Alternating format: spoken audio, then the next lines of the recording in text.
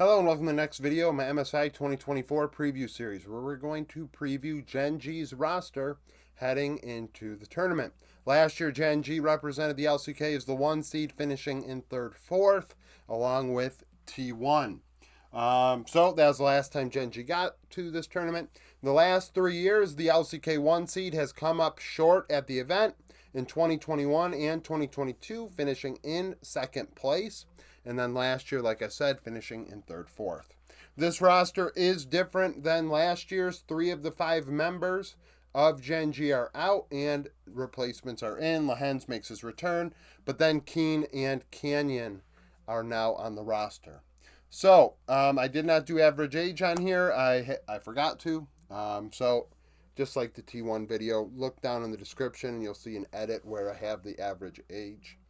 Kiin in top lane, a veteran, has been around the block. This will be his 3rd international event in his career, however. 4.4 KDA, 8.2 CS per minute, 58.5 KP. One of the top laners in the world. Would I put him in the top 5? No, but would I put him in the top 10? Yeah. He's that good. He is a difference maker. If he is on, Gen.G are in a really good spot. 1.35 return on investment, deals quite a bit of damage. Gets it done, finds a way to impact the game. 20.8 gold share, 22.2 damage share. On average, in his LCK season thus far, he is gapping his lane opponents. Up 340 gold, 10 CS, 170 XP. That's a big difference. On average, he's up 10 CS. So every game he goes even, there's a game where he was up at least 20. Getting ahead of his opponents in one of the top regions in the world. 17 solo kills, 16 champions played in 53 games. His 3 most played were Kesante, Udyr, and Twisted Fate. Internationally, he is 10-11, the only player on this roster with a losing record internationally. Has a 1.6 KDA, 8.8 CS per minute, 56.5 KP. With the Afrika Freaks back in the day, he was all they had, hence the high CS. 1.25 return on investment. Internationally, on average, he's up 250 gold, 4 CS, and 300 XP. 5 solo kills in those 21 games. In the jungle, you have what many would consider the jungle GOAT in Canyon. Great split with Gen.G, first one off of Damwon in his career. 5.9 KDA, 5.7 CS per minute, 71.4 KP, 0.86 return on investment. More of a facilitator. We see that in his champion pool. He is not playing carries for Gen.G and filling his role quite nicely. That was the thing with this roster, and I said it going into the season, that it reminded me of JDG of last year and that somebody has to not carry. Chovy is high resource, Kiin is high resource, Canyon is best high resource. Bot lane pays as a young player, needs resources. So somebody needed to fall on the sword, and Canyon has done that. 17.5 gold share and 11.8 damage share. That is showing falling on the sword. The return on investment indicates it, and so does the share. He's not getting 18% of gold like everybody else at this tournament, and is not dealing at least 13% of damage. You'd say, oh, those are only a couple percentage points. What's the big deal? That goes somewhere else. Somebody's dealing that much more damage, and it kind of shows a different vibe in the team. Who is getting the biggest slice of the damage pie, if you will. And, well, sorry, the gold pie, which results in the damage pie. On average, he was meh at 15 minutes in the LCK. And it makes sense because he's not playing carries. He's not playing to get fed in CS and gold. Down 65 gold, up 1 CS, and 90 XP. 3 solo kills, 13 champions played. His most played were Rel and Sejuani. That should sum it up, and then Lee Sin after that. I mean, those 3 champions should really kind of drive home what his split was like. Internationally, he is 70-30. 3.4 KDA, 6.1 CS per minute, and nearly 1 return on investment. That's what I'm talking about. He is not normally this low on return on investment. His career has been a much different story. 315 gold, 6 CS, 280 XP ahead at 15 minutes internationally. and 17 solo kills. His last time at MSI was 2021, where he would finish runner-up alongside Showmaker on Damwon Kia. Chovy in mid lane, you could argue is the best player in the world, best mid in the world.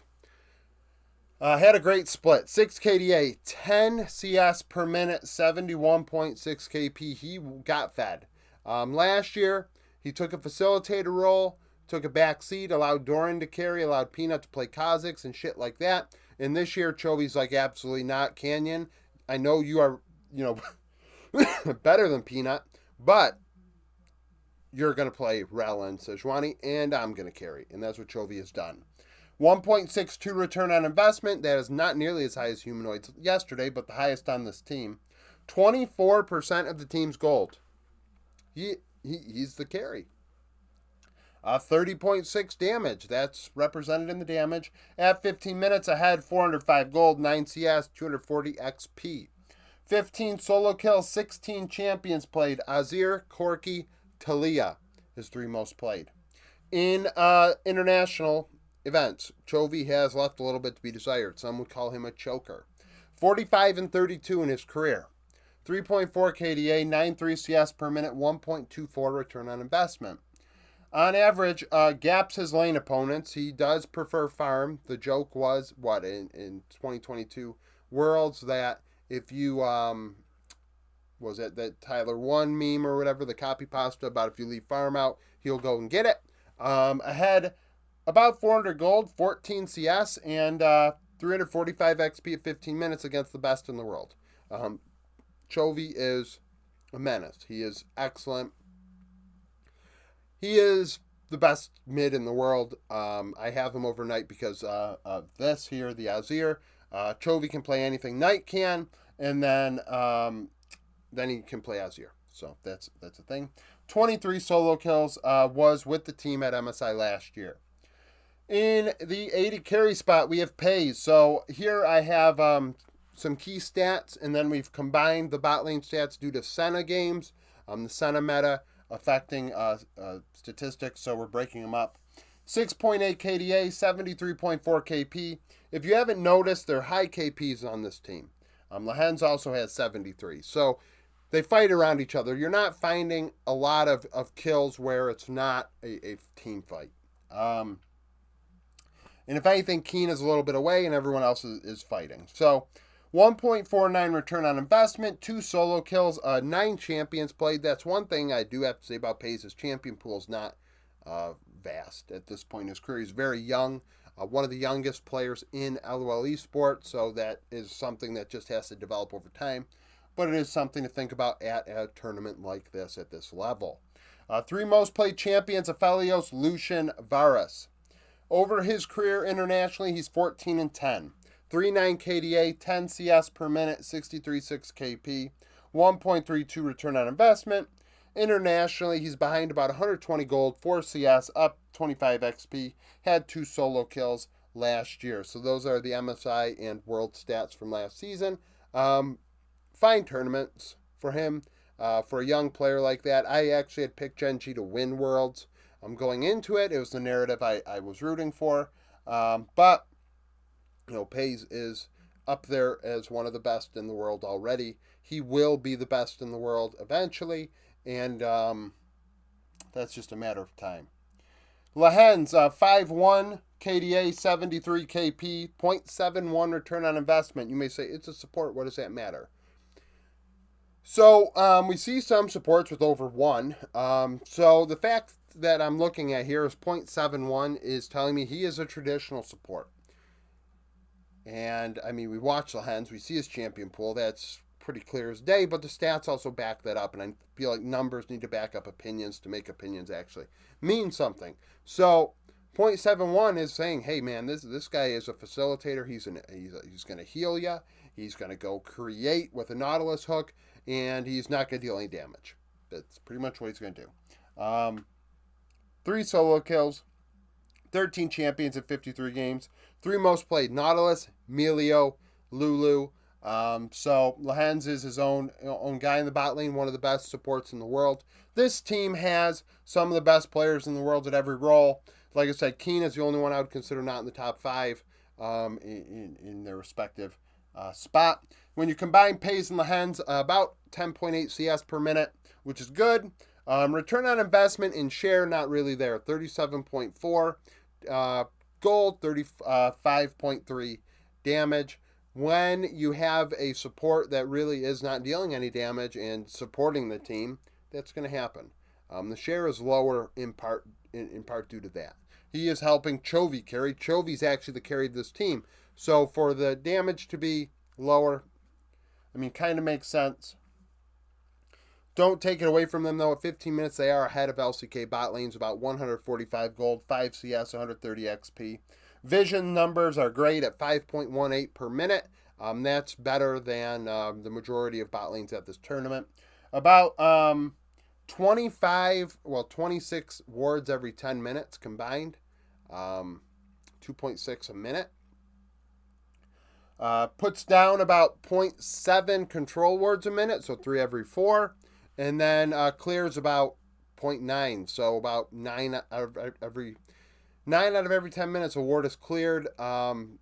Pretty good. So the bot duo, solid. One of the better bot duos in the world. This tournament, of course, has 4 elite ones when it comes to the major regions at this tournament. I feel like we need to have the supreme regions or something, because there's a different tier with the East versus the West. Coach is Coach Kiin, 33-12 over his career at international events. World 17, 18, and 19. Was the coach of IG's win in 2018. So this is his first MSI, however, as a coach. According to Leaguepedia, what he's accredited with. So this team, of course, is going to be competitive to the end of the event. They could win the event. Said the same thing about T1. I'm going to say the same thing about Top Esports and PLG. It's all meta dependent to me. So thank you for watching. If you liked the video, like it. Subscribe to the channel for daily League of Legends content. Follow me on Twitter. Join the Discord. Become a YouTube supporter. And hope to see you again tomorrow.